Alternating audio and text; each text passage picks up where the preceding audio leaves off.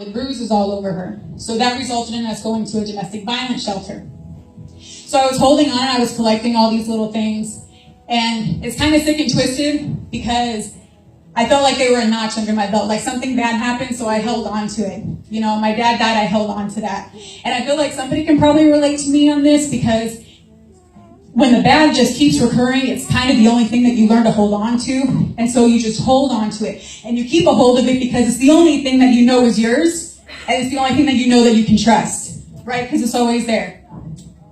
But I started taking that on as my full-fledged identity. Like that was who I was.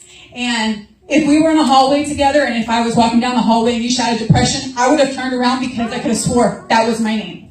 That's who I was depression. I let all these little things just totally get to me and bring me down. Can I tell a story real quick? I got the microphone. I'll tell the story. So when we went to the domestic violence shelter, and if you guys don't know what that is, most of you probably do, but it's a facility that families go to for beaten and battered families. In most cases, kids are involved with it.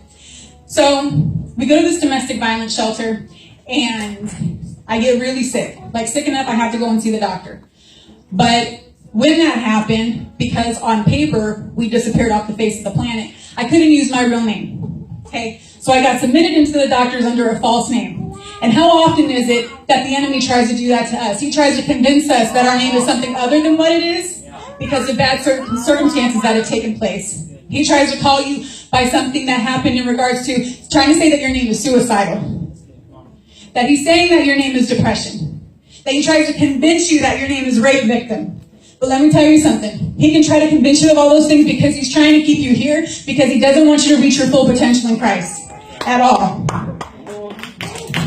When I accepted Christ, everything changed about that.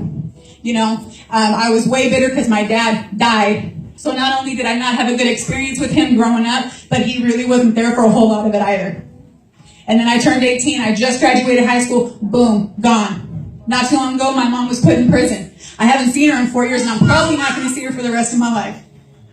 So in all that, the one thing that I hold on to is knowing that Christ, he died for me. God sent Jesus to die on a cross for me so that I didn't have to be labeled and believe that my name was depression or suicidal. That I didn't have to hold on to the thoughts of me being put into a hospital because I actually tried to commit suicide.